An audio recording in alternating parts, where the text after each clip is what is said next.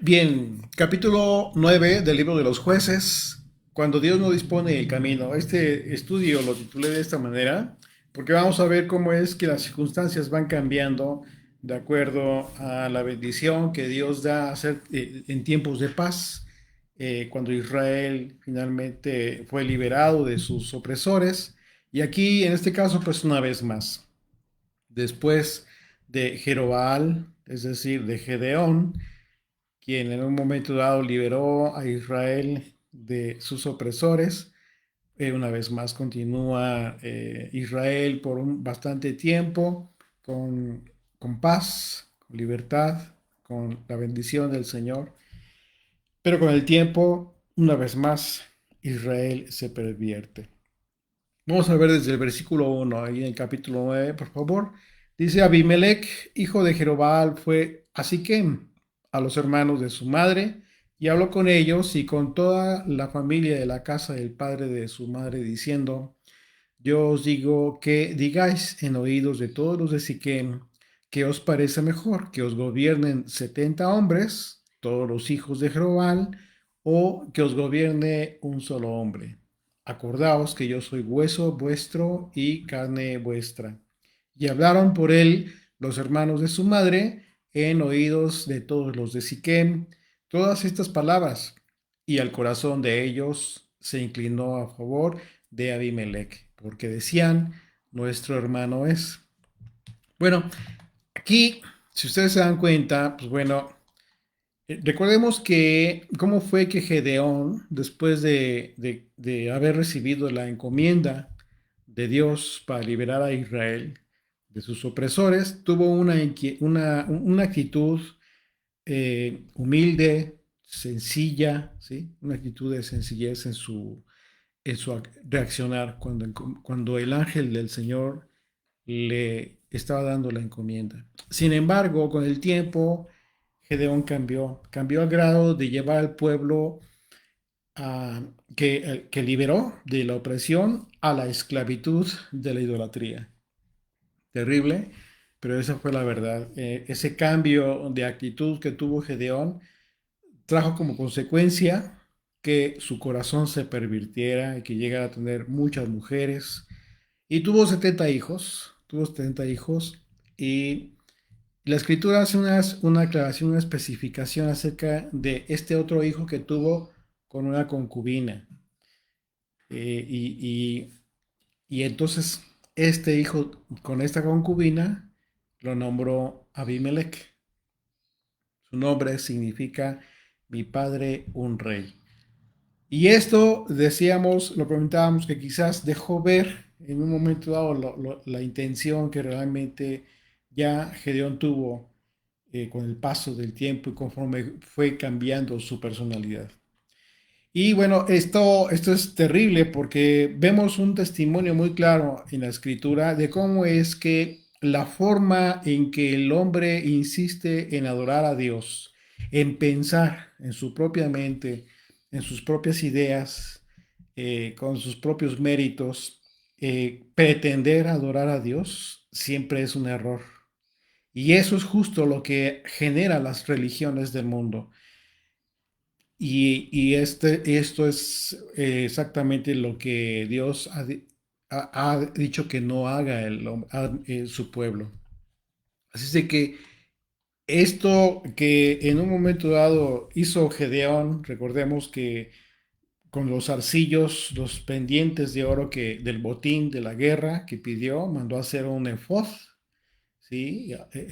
Una vestidura, una imagen de la vestidura de un sacerdotal, del sumo sacerdote. Pues era un instrumento, era una imagen de un instrumento del tabernáculo, de la vestidura de santidad. Y podría decir, cualquiera que desconoce el carácter de Dios, podría decir: bueno, es que quiso honrar, ¿no? Al Señor, quiso honrar la bendición, etcétera, la bendición de sacerdotal. Cualquier cosa puedes tú pensar que en su mente tuvo Gedeón, pero eso fue justo lo que le llevó a la idolatría al pueblo y a alejarse una vez más de Dios en el ánimo de rendirle honor, de rendirle un culto a Dios, se hizo de una forma que se imaginó Gedeón y el pueblo. Recuerden ustedes que en la ley de Moisés el Señor prohibió literalmente eh, fuego extraño, fuego extraño en el altar. Y eso implica precisamente parte de eso, parte de lo que el hombre ha insistido en hacer a través de la historia, es decir, pretender adorar a Dios, o sea, puede incluso dirigirse al creador del cielo y de la tierra, pero bajo sus propios preceptos, leyes, ideas, cultos. Y eso es idolatría, no es adoración a Dios.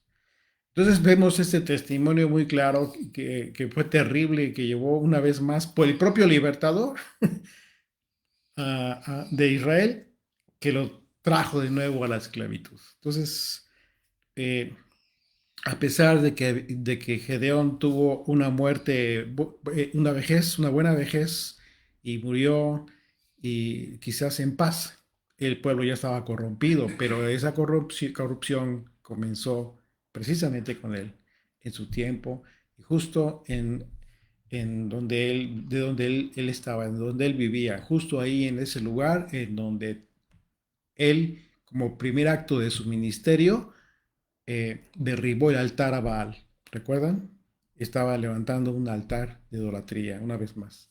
Así es de que, pasados los años, Abimelech se llenó de avaricia, este hijo de Gedeón, el hijo de la concubina que se describe, se llenó de avaricia por el poder y fue así como incitó al pueblo para que lo designaran rey, a los de Siquem. Para lo cual echó mano de esta manipulación. O sea, él habló a los que les dijo sus hermanos, porque la madre de él era de ahí, de Siquem. Y sin embargo, hasta este momento Dios no había establecido una monarquía. No había rey en Israel. ¿Sí? Y el problema era que aquellos 70 hijos de Gedeón, en un momento dado, querrían tomar el liderazgo del pueblo. De manera que todos los de Siquem decidieron apoyar a Abimelech para que reinara sobre Israel. Y bueno, el argumento final dijo, bueno, pues cuando menos es nuestro hermano y es uno. Y en el capítulo 21 del libro de Josué se describe que Siquem fue designada una ciudad levítica. Así es de que imagínate cómo estaba ya la situación en Israel. Cómo cambiaron los tiempos después de tener una distribución de santidad a través de las ciudades levíticas en toda la tierra, pues el pueblo se corrompía una y otra vez. Y dice el verso 4, y le dieron 70 ciclos de plata del templo de Baal Berit. Ya tenían otra aquí, este, esta, este altar de adoración pagana y en donde ya tenían riqueza incluso, y este dinero se lo dieron a Abimelech.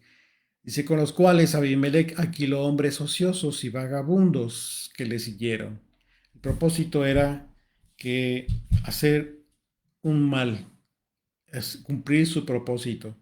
Dice, y viniendo a la casa de su padre en Ofra, mató a sus hermanos, los hijos de Jerobal, 70 varones, sobre una misma piedra. Pero quedó Jotam, el hijo menor de Jerobal, que se escondió. El único que se salvó fue este hijo menor. Y bueno, Abimelech recibió este dinero y alquiló a estos hombres sin oficio ni beneficio, porque pues de esta manera Abimelech no tendría ningún problema de que estos en un momento dado le reclamaran a Abimelech algún tipo de liderazgo, ¿no? Y finalmente Abimelech mató a sus hermanos para no tener el inconveniente de que alguno de sus hijos, los hijos de Jerobal, reclamara este supuesto reinado que estaba planeando ya Abimelech. El hecho de que Abimelech haya iniciado esta tarea con dinero que estaba consagrado a Baal implicaría las consecuencias de actuar conforme a la apostasía en la que ya se encontraba el pueblo. Siempre va a traer una consecuencia. Es una mentira de que dinero mal habido y usado para, para las cosas de Dios pueda tener un buen fin. Eso es una mentira. Dios no necesita eso. Nadie que quiera agradar al Señor debe hacer algo de esa manera. No puede justificar dinero mal habido para los propósitos divinos.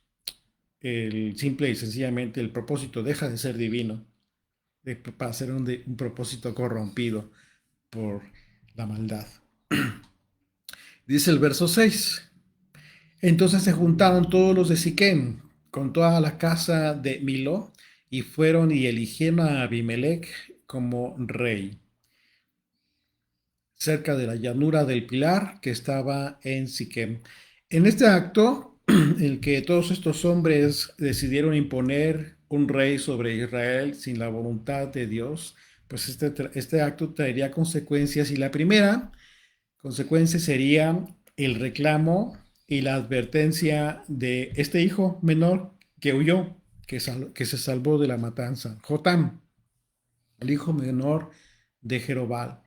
A Jotam le correspondía en un momento dado, de acuerdo a la ley, vengar la sangre de sus hermanos, de acuerdo a la ley, pero pues él solo no podía hacerlo directamente a los asesinos, pues imagínate todos los de Siquem, de manera que decidió hacer lo correcto, es decir, decidió dejarle la venganza de la sangre de su padre, de sus hermanos, del linaje de su padre, a Dios. Y vemos que Jotam expresó una maldición a través de una fábula, algo muy curioso que vemos aquí en la escritura. Y Jotam va a decir una fábula, es decir, una especie de un cuento en donde los personajes son plantas o animales, o ambos con características humanas. Y en este caso, en la fábula de Jotam, los personajes son árboles. Vamos a poner atención a esta maldición que emite Jotam, pero es una maldición que tiene una forma de fábula. Dice verso 7, cuando se lo dijeron a Jotam, fue y se puso en la cumbre del monte de Gerizim, y alzando su voz, clamó y les dijo, oídme, varones de Siquem, y así os oiga Dios. Él está invocando el nombre del Señor en este momento. Dice, así que las primeras palabras de Jotam representan aquí la intención de llamar de llamar la atención de los siquemitas y muy probablemente para que confesaran su pecado. Es decir, les está advirtiendo a través de esta fábula que va a decir y para que se arrepientan o bien para que Dios fuera testigo, por eso invoca el nombre del Señor, de la respuesta de ellos respecto de su pecado. Dice el verso 8, fueron una vez, y aquí empieza, dice, fueron una vez los árboles a elegir rey sobre sí, y dijeron al olivo, reina sobre nosotros. La palabra aquí elegir, que se ocupa en este verso 8, en este pasaje es la palabra mashak, y se traduce como ungir con aceite. Recordemos que la unción era el medio establecido por el rey, por la ley, que en un momento dado, en un principio, Moisés ungiera a los sacerdotes y al sumo sacerdote, y a partir de entonces el sumo sacerdote llevaba a cabo lo propio con los que eran ungidos como sacerdotes, etcétera. Y posteriormente, ya muchos años después, también se llevó a cabo con los reyes que Dios en un momento dado designó para Israel. Así es de que esto que leemos aquí cuando dice, fue una vez los árboles a elegir rey sobre sí, es la palabra ungir, ungir con este aspecto, es decir, como un rey, ¿ok? Sin embargo, esto estaba totalmente fuera del precepto de Dios. Es decir, Dios no estaba llevando a cabo esto, no estaba designando un rey, no estaba ungiendo a un rey. Por eso la fábula de Jotam.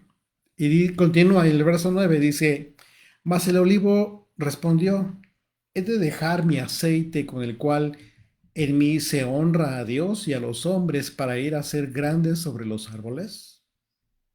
Y dijeron los árboles a la higuera, anda tú, reina sobre nosotros. Y respondió la higuera, ¿he de dejar mi dulzura y mi buen fruto para ir a ser grande sobre los árboles? Dijeron luego los árboles a la vid, pues ven tú y reina sobre nosotros. Y la vid le respondió, he de dejar mi mosto que alegra a Dios y a los hombres para ir a ser grande sobre los árboles. Es decir, esto está citando árboles, plantas, ¿sí? Que en un momento dado tenían un propósito muy relacionado con los aspectos divinos, ¿sí? Por ejemplo, el aceite se usaba para, en los holocaustos, en ocasiones en el altar, ¿sí?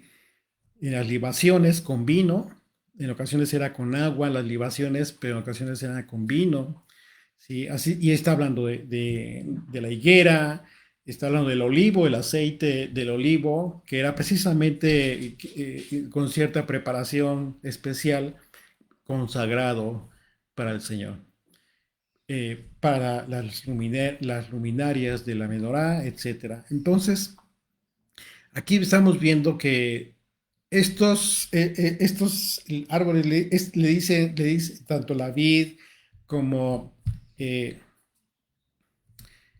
el- la higuera, ¿sí?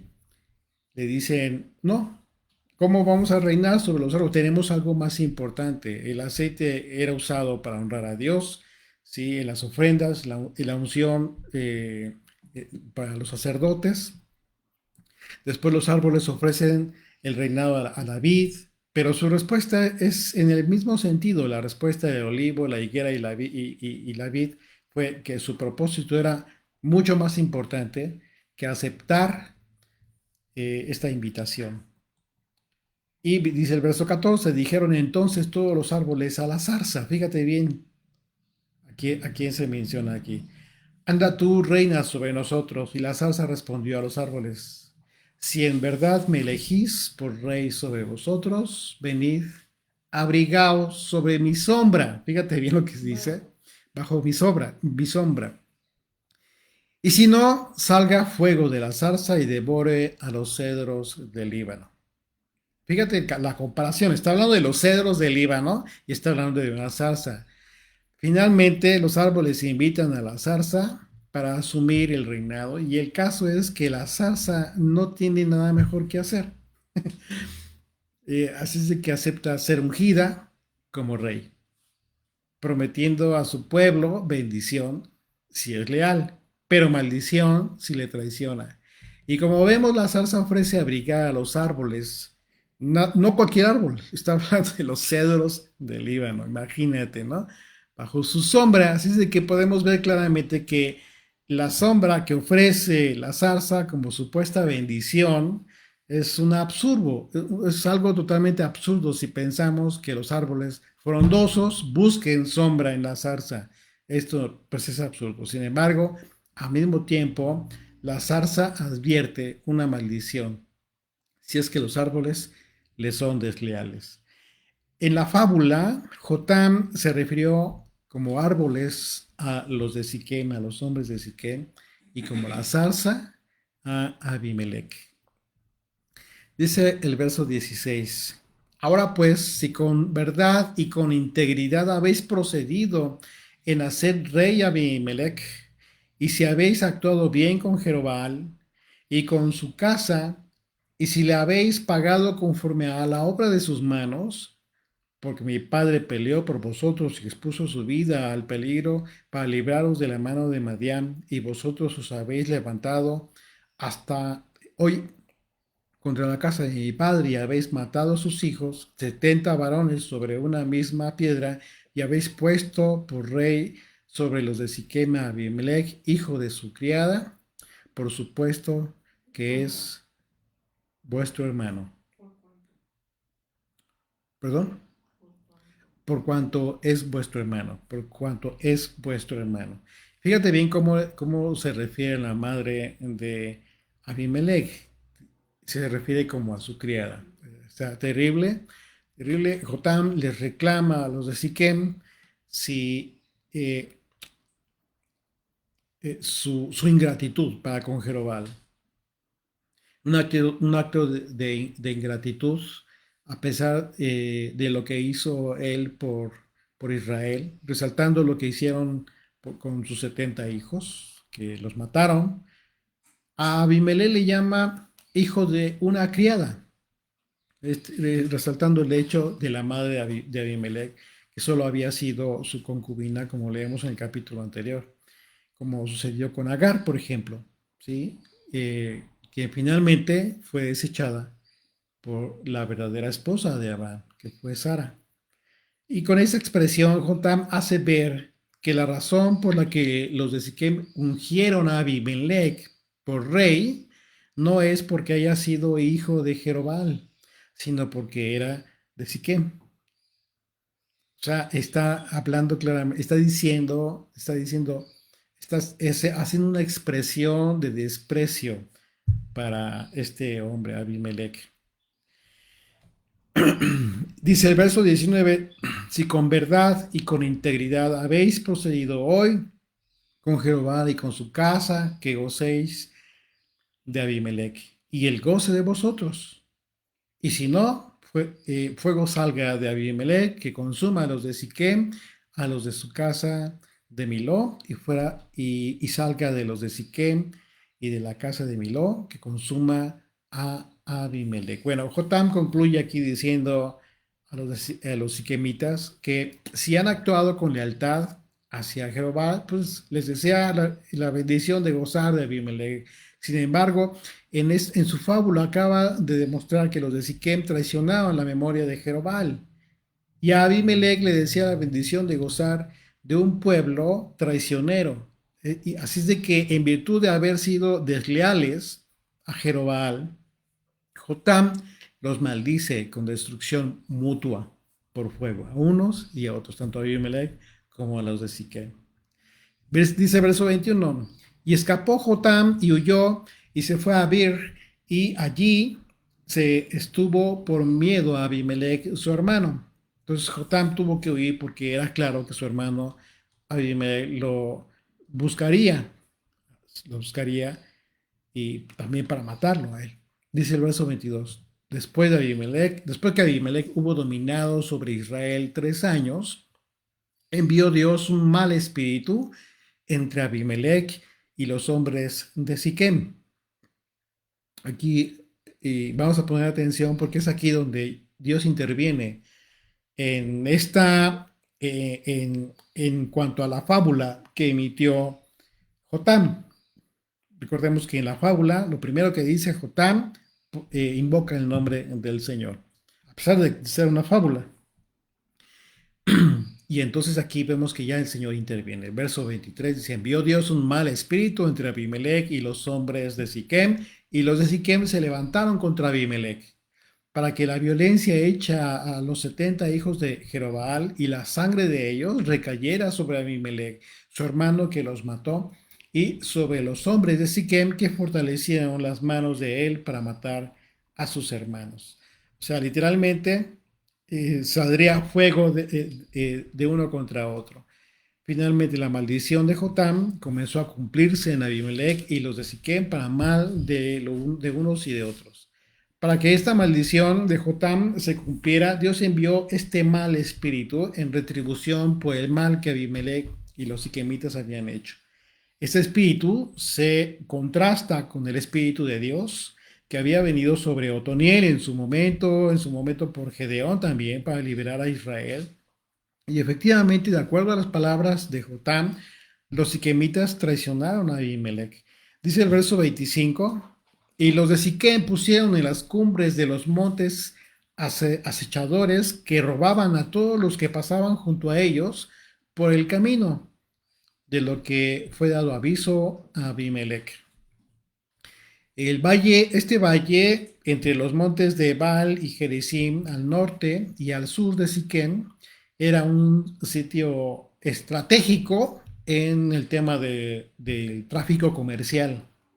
Por este valle atravesaban el camino de la costa del mar Mediterráneo hasta el río Jordán y el camino de Bet Sean en el norte de Betel y Jerusalén en el sur. Así que en algún lugar específico de estos caminos, los hombres de Siquem lo que hacían es que robaban las caravanas de comercio, de comerciantes. Se estaban enriqueciendo ellos, pero por otro lado estaban reduciéndose los impuestos de Abimelech, porque pues, ¿de dónde cobraba? Sí, ya no podía cobrar cierto dinero Abimelech por causa de estos robos en su territorio. La falta de seguridad en los caminos pondría en descrédito a Abimelech y como él ya no vivía en Siquem, los hombres de Siquem pasarían o pensarían en un momento dado que él sabría que ellos eran los asaltantes. Sin embargo, hubo alguien que los delató. O sea, no era como que muy seguro que descubriera quiénes eran, pero fueron delatados y vamos a ver quién los delató. Dice el verso 26, y Gaal, hijo de Ebed, vino con sus hermanos y se pasaron a Siquem y los de Siquem pusieron en él su confianza. Y saliendo al campo, vendimiaron sus viñedos y pisaron la uva e hicieron fiesta. Y entrando en el templo de sus ídolos, comieron y bebieron y maldijeron a Abimelech. Ya estamos hablando aquí de este líder, Gaal. Dice Gaal, hijo de Ebed, dijo, ¿quién es Abimelech y qué es Siquem para que nosotros le sirvamos? ¿No es hijo de Jerobal y no es Zebul ayudante suyo? Servid a los varones de Hamor, padre de Siquem, pero ¿por qué le hemos de servir a él?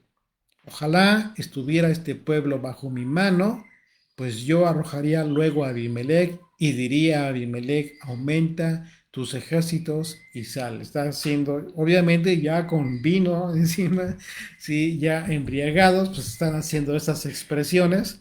Esto significó que los hombres de Siquem decidieron que Gaal ahora fuera su líder, ya no Abimelech. Ya estaban cansados de Abimelech. Comenzó a ver, a surtir efectos este espíritu que Dios envió entre ambos, entre Abimelech y los de Siquem. Y entonces decidieron que este Gaal fuera su líder. Ya estaba manifestando haber perdido la confianza en Abimelech. Sin embargo, no olvidemos que fue Dios quien generó esta pérdida de confianza. Eh, por causa de este espíritu enviado por el Señor con ese propósito. Y esta supuesta confianza que tuvieron en Gaal provocó que comenzaran a tener fiestas, borracheras, a grado de llevar a cabo este reto, ¿no? Para Abimelech. Solamente que ellos no, en ese momento no supieron que alguien estaba escuchando. Los mismos argumentos que usó Abimelech para llegar al poder, ahora los está usando Gaal en su contra. Dice el verso 30. Cuando Zebul, gobernador de la ciudad, oyó las palabras de Gaal, hijo de Ebed, se encendió en ira y envió secretamente mensajeros a Abimelech diciendo, he aquí que Gaal, hijo de Ebed, y sus hermanos han venido a Siquem, y he aquí que están sublevando la ciudad contra ti. Levántate pues ahora de noche tú y el pueblo que está contigo y pon emboscadas en el campo. Y por la mañana, al salir el sol, madruga y cae sobre la ciudad, y cuando él y el pueblo que está con él salgan contra ti, tú harás con él según se presente la ocasión. Incluso ya hasta la estrategia le está dando el gobernador. Zebul no solo se enojó contra Gaal, por estar sublevando contra Abimelech, pues obviamente también lo metió en este reto al gobernador, sino que incluso le aconsejó cómo responder, cómo atacar, le dio la estrategia. Dice el verso 34, levantándose pues de noche Abimelech y todo el pueblo que con él estaba, pusieron emboscada contra Siquem con 4 compañías. Y Gaal, hijo de Ebed, salió y se puso a la entrada de la puerta de la ciudad, y Abimelech y todo el pueblo que con él estaba se levantaron de la emboscada. Y viendo Gaal al pueblo, dijo a Zebul: He allí gente que desciende de las cumbres de los montes. Y Zebul le respondió: Tú ves la sombra de los montes como si fueran hombres. Lo está engañando. Dice el verso 37. Volvió Gaal a hablar y dijo: He allí gente que desciende de en medio de la tierra. Y una tropa viene por el camino de la encina de los adivinos. Y Zebul le respondió: ¿Dónde está ahora tu boca con que decías: ¿Quién es Abimelech? Aquí ya le está recordando el reto que hizo en su borrachera. Cuando dijiste: ¿Quién es Abimelech? Para que le sirvamos. ¿No es este el pueblo que tenías en poco? Sal pues ahora y pelea con él. Y Gaal salió delante de los de Siquem y peleó contra Abimelech. Mas lo persiguió Abimelech, y Gaal huyó delante de él, y cayeron heridos muchos hasta la entrada de la puerta. Y Abimelech se quedó en Aruma, y Zebul echó fuera a Gaal y a sus hermanos para que no morasen en Siquem. Así es de que Abimelech estuvo de acuerdo con la estrategia sugerida por Zebul finalmente, y la puso en práctica. Y por su parte, eh, Zebul engañó a Gaal. Aquí hizo tiempo diciendo que no eran hombres lo que estaba viendo, sino eran sombras, los montes, lo que en realidad estaba viendo Gaal. Sin embargo, esto pues lo hizo para dar tiempo a Abimelech para acercarse y se posicionara mejor en ventaja sobre Gaal. Y llegando el momento, Zebul le dijo, pues le recordó aquel reto que hizo, diciéndole: ¿Dónde está ahora tu boca con que decías: ¿Quién es Abimelech? Para que le sirvamos. No es este pueblo que tenías en poco, sal pues ahora y pelea con él. Bueno, finalmente así sucedió, pero Gaal perdió. Verso 42, perdón. Aconteció el siguiente día que el pueblo salió al campo, y fue dado aviso a Abimelech, el cual, tomando gente, la repartió en 3 compañías y puso emboscadas en el campo. Cuando miró, he aquí el pueblo que salía de la ciudad, y se levantó contra ellos y los atacó. Porque Abimelech y la compañía que estaba con él acometieron con ímpetu y se detuvieron a la entrada de la puerta de la ciudad, y las otras 2 compañías acometieron eh, a todos los que estaban en el campo y los mataron. Y Abimelech peleó contra la ciudad todo aquel día, y tomó la ciudad y mató al pueblo que en ella estaba, y asoló la ciudad y la sembró de sal. Terrible. Abimelech mató a tantos como pudo de la ciudad de Siquem. Fíjate qué terrible, después de haber pedido apoyo para que lo hicieran rey.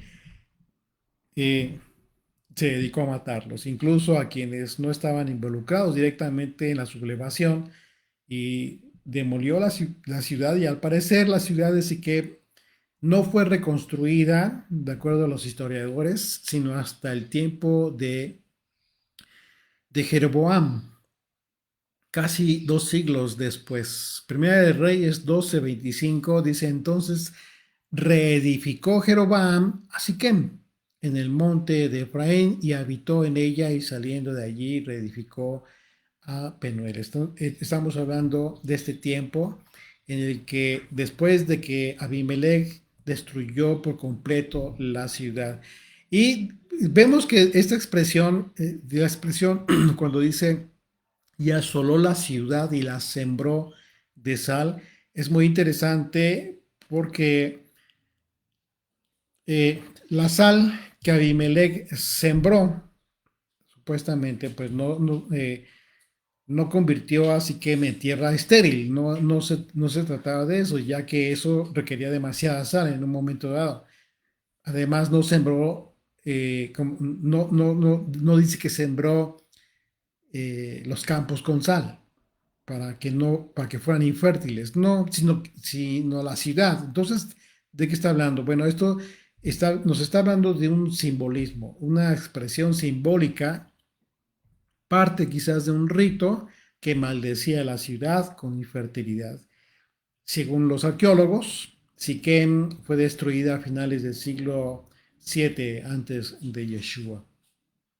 Así es de que interesante esta expresión y la sembró de sal la ciudad. Dice el verso 46, cuando oyeron esto todos los que estaban en la torre de Siquem se metieron en la fortaleza del templo del dios Berit, y fue dado aviso a Abimelech de que estaban reunidos todos los hombres de la torre de Siquem. Entonces subió Abimelech al monte de Salmón, él y toda la gente que con él estaba, y tomó a Abimelech un hacha con su mano y cortó una rama de los árboles y levantándola se la puso sobre sus hombros, diciendo al pueblo que estaba con él, lo que me veis hacéis, lo que me habéis visto hacer, apresuraos a hacerlo como yo. Y todo el pueblo cortó también cada uno su rama y siguieron a Abimelech. Y las pusieron junto a la fortaleza y le prendieron fuego con ella a la fortaleza, de modo que todos los de la torre de Siquem murieron, como unos 1000 hombres y mujeres. Esos acontecimientos fueron parte de esta misma destrucción de Siquem. No se está hablando de un acontecimiento distinto, es lo mismo. Y como dice la escritura, murieron 1000 hombres y mujeres, con lo cual se cumplió entonces la maldición de Jotam. Los de Siquem acudieron al templo del dios Berit, pero no fueron salvados por esa supuesta fortaleza. Los hombres y mujeres que huyeron a la fortaleza del templo de Baal Berit murieron quemados. Así que la primera mitad, por decirlo así, de la maldición de Jotam, literalmente se cumplió con fuego, como él dijo. Ahora estaba por cumplirse la otra mitad de la maldición que alcanzaría a Abimelech. Impresionante, fíjense bien, verso 50. Después Abimelech se fue a Tebes y puso sitio a Tebes y la tomó. En medio de aquella ciudad había una torre fortificada a la cual se retiraron todos los hombres y las mujeres y todos los señores de la ciudad. Y cerrando tras sí las puertas, se subieron al techo de la torre. Y vino Abimelech a la torre y combatiéndola llegó hasta la puerta de la torre para prenderle fuego. Fíjese el verso 53, dice, mas una mujer dejó caer un pedazo de una rueda de molino sobre la cabeza de Abimelech y le rompió el cráneo. Entonces llamó apresuradamente a su escudero y le dijo, saca tu espada y mátame, para que no se diga de mí, una mujer lo mató. Y su escudero le atravesó y murió. Cuando los israelitas vieron muerto a Abimelech, se fueron cada uno a su casa. Así pagó Dios a Abimelech el mal que hizo contra su padre, matando a sus 70 hermanos. Y todo el mal de los hombres de Siquem lo hizo Dios volver sobre sus cabezas. Y vino sobre ellos la maldición de Jotam, hijo de Jerobal. Impresionante. Los sobrevivientes subieron al techo de esta fortificada de Tebes para arrojar piedras en contra del ejército de Abimelech. Una mujer arrojó una piedra que golpeó a Abimelech y bueno, las piedras de este tipo halladas por los arqueólogos, según los arqueólogos, miden un promedio de 30 y 45 centímetros, ¿sí?, de diámetro y de 5 a 8 centímetros de espesor. Imagínate. Eh, y a pesar del intento de Abimelech de evitar, pues finalmente la vergüenza de cómo fue muerto, eh, No importó porque las generaciones posteriores recordaron que fue una mujer quien mató a Abimelech. Es la segunda ocasión que leemos aquí en el libro de los jueces que una mujer mata a un opresor de Israel, solo que en esta ocasión el opresor era un israelita. Impresionante. La retribución divina se manifestó hasta en la manera en que Abimelech murió, porque habiendo matado a sus hermanos sobre una piedra, Abimelech murió por una piedra que cayó sobre él. Interesante, interesante.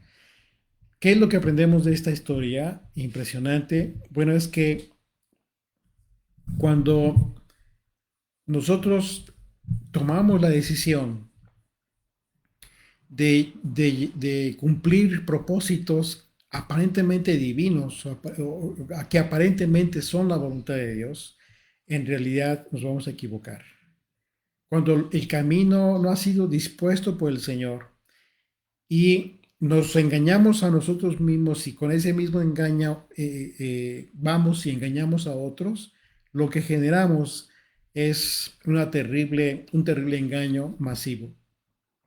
Es por esa razón tan importante conocer el carácter de Dios. Y para conocer el carácter de Dios tenemos que conocer su ley.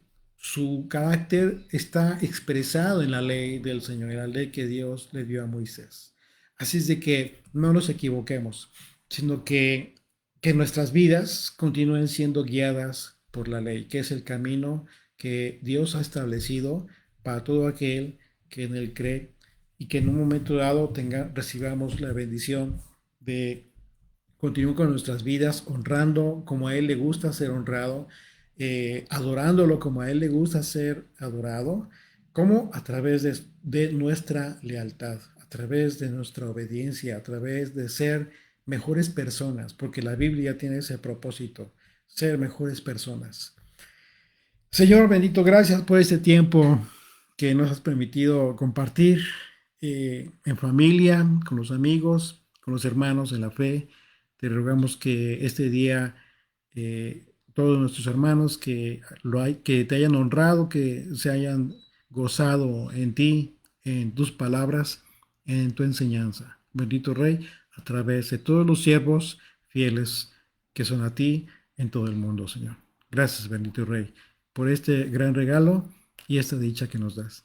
En el nombre de nuestro Salvador, te, te amamos, Señor. Amén.